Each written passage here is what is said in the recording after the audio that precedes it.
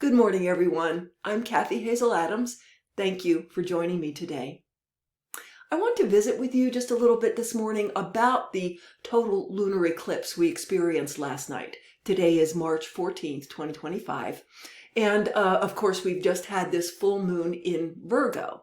And as we talked about in my video yesterday, the full moon in Virgo was particularly a huge part of the energetic upgrades and shifts that we are experiencing as a species in our collective consciousness, in the world, in our individual lives, because of course we are going into an ascension, and it's already started. The split is already happening. We've been talking about that, and that this full moon in Virgo is a huge part of that, because Virgo, sort of earthy, pure, get to what's important, clear out anything that is not true or useful. Just get to the point, get to what is salient and useful and helpful. It's a very clear, purifying energy and sign. Well, we have the full moon in Virgo, and the full moon, of course, is shedding light on what was hidden in the darkness.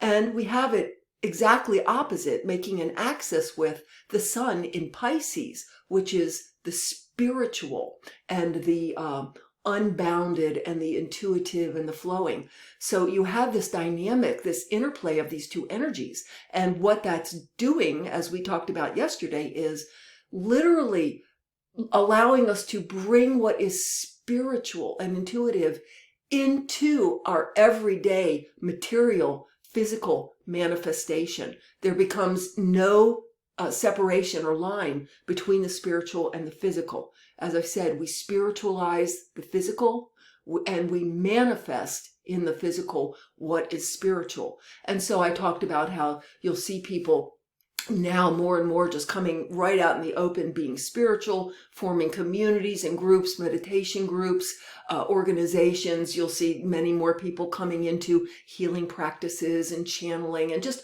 openly talking about the spiritual and making that a focus of their lives. Whereas perhaps yesterday or last week or last month, that wouldn't have been the case at all for some of these folks.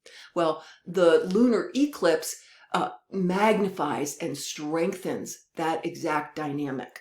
And so that's why I wanted to visit with you today to just talk a little bit about the fact that we are really, with this whole rest of March, and actually I've been given into mid-April, really seeing a purification, a shedding of anything that isn't true, that isn't helpful, that's of the old paradigm. And we'll be seeing this on the world stage, in governments, in our own personal lives. So I do want to talk with you about that we will be having some revelations, some exposures, both in our own lives of things that no longer fit, that are built on the old paradigm of fear, lack, need and agenda versus love and light.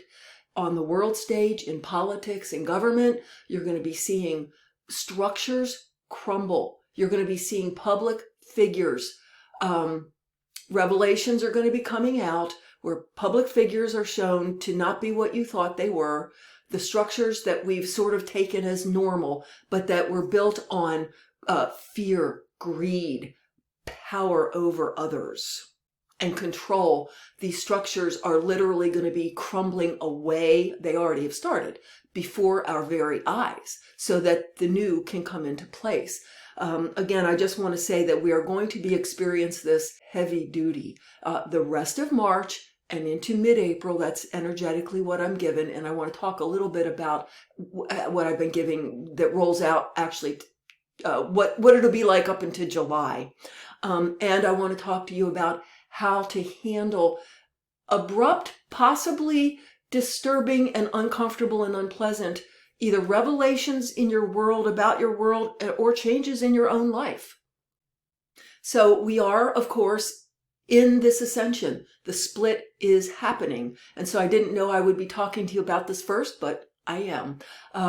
Many of us are literally on the threshold between letting go of the world and the paradigm that we held to be true, what was normal and true for us, and stepping into literally a new version of the earth and physical reality and what it is to be human and in the physical.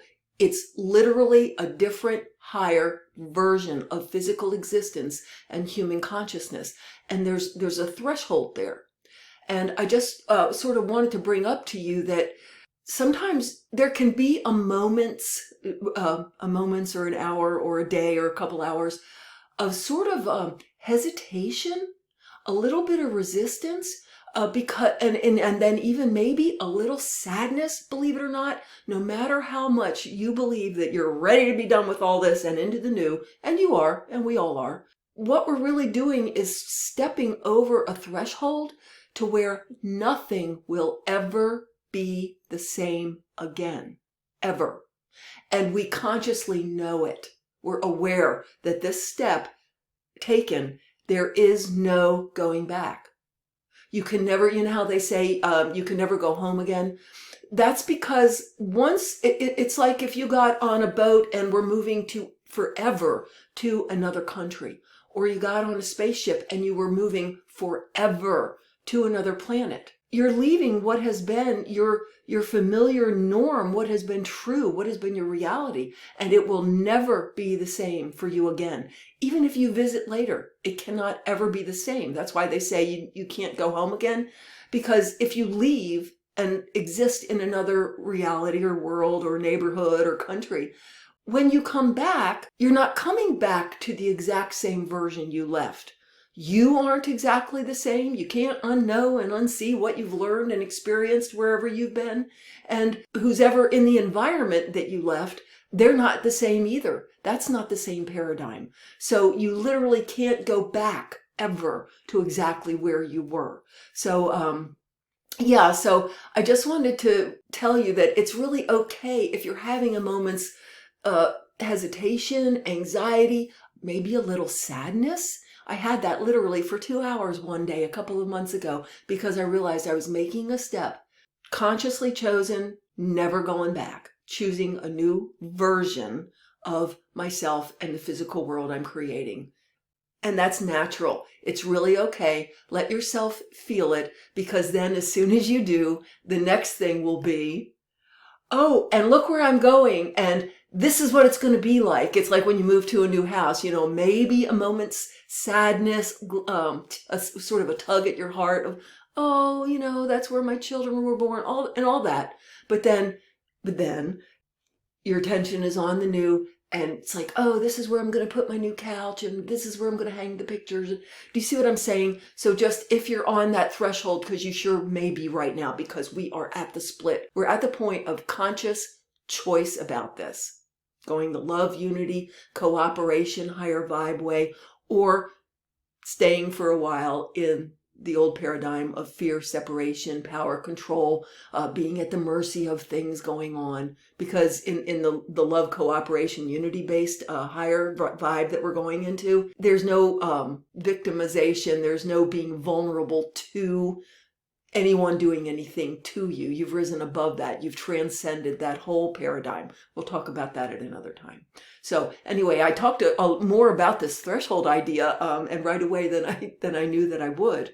So going back to this idea of the purification of the shedding of anything that's not salient and clear and true and needed and productive, we're all going to have so much more clarification about just that feeling, as I said yesterday, out of the murk, out of the confusion, out of the sort of being immobilized, almost paralyzed, and into, oh, this is what I need to be doing, and I feel ready to do it. On I go. That's Virgo, and that's, again, we're bringing the spiritual into physical manifestation. So, so the focus we're going to be seeing in our own lives is going to be so much more authentic to our true soul's essence.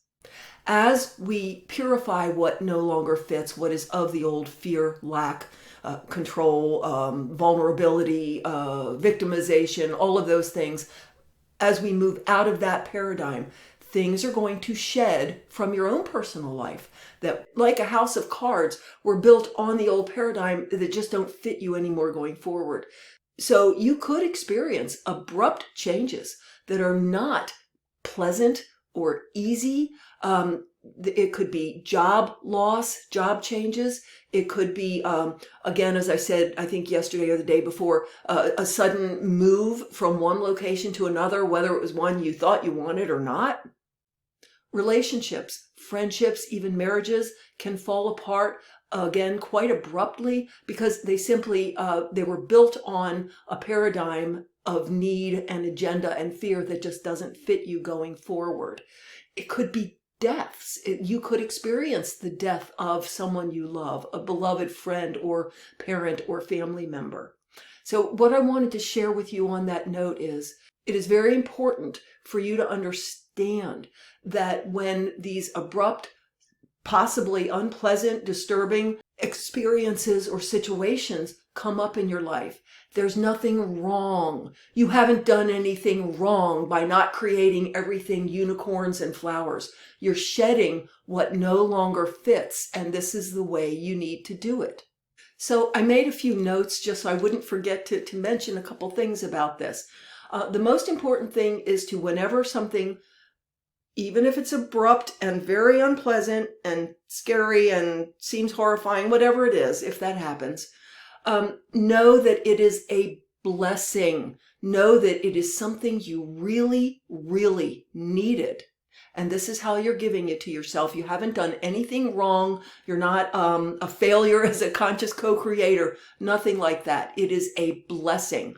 Come at it from that position, that this is a blessing. And it is okay to be able simultaneously to know absolutely 100% that this is a blessing and it's a good thing, and you are on a wonderful adventure, and it is highly difficult, it is highly unpleasant, it is not pleasurable, and maybe it kicks your butt for a few minutes.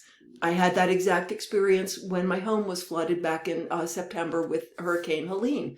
There was not one moment that I didn't know and feel that it was such a blessing. I knew why it happened. I gained so much from it. It was wonderful. I'm so glad it happened. That doesn't mean that there weren't days when I was over having cement floors instead of flooring because we had to pull up all the floors and drywall. That doesn't mean there weren't days when I felt discouraged and just over it and like, yuck, I don't like this. So it is really okay to simultaneously know something is a blessing and you're fine, and it's great that you're having this experience, and let yourself acknowledge when, yeah, but it's not easy or pleasant right now. I'm not liking this right now. It's really okay. You can hold both. And so again, a couple of the notes I made here is if you experience abrupt, jarring changes or troubles, again, know that they are a blessing. You can feel that and be sad or upset or overwhelmed. What they're doing is they're knocking you out of your old normal, your old paradigm. Again, there is nothing wrong. There is something that you needed to see. Either you were holding ideas and beliefs that are not serving your happiness and your true authentic self moving forward, or maybe showing you wonderful, miraculous things that under normal circumstances you just wouldn't even have noticed. And or you just really needed to shake yourself out of the old norm and paradigm so that there is no norm, no expectations. You can just create and build afresh in your new, higher vibration and authentic version of yourself. So I want to say something briefly about keeping yourself in this vibration of ascension even while some of these things are going on. Really now devote conscious, deliberate time every day to reminding yourself of who and what you really are, that you are God consciousness. When you wake up every morning, first remind yourself, I am God consciousness, experiencing and learning about myself through this unique perspective. I am spirit, divine consciousness, experiencing myself in a physical vessel, in the physical reality. Remind yourself of this every day, first thing when you wake up, while you're still laying in bed. Devote 5, 10, 15 minutes if you can to being in, you can call it meditation. I've always called it focused reverie, where you don't put your focus right away on what you have to get done today or what's true in the world. The first place you put your focus is you just give your attention to consciousness, divine consciousness, and let yourself rise into that.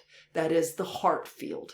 All you do is give yourself to it. Intend it and give yourself to it. You can't make yourself get there. You just intend and allow it. Any meditation or mantra or ritual that you do with intention to let yourself lift into the higher vibration, the higher consciousness level, will get you there because it's your intention. You're using the vehicle of your choice, but your intention is to allow your consciousness to rise up and expand. So I think I will post in a separate, very brief video, just a little bit of information of how I see the energies playing out as far as U.S. politics and Trump and sort of the effects that we are and will be feeling from that. And that'll be a very brief video that I'll do here shortly and post for you as well. So again, thank you for joining me today. As always, if you found the video helpful, please click like, subscribe, share it with your friends, leave questions and comments. I love hearing from you, and I'll see you in the next video.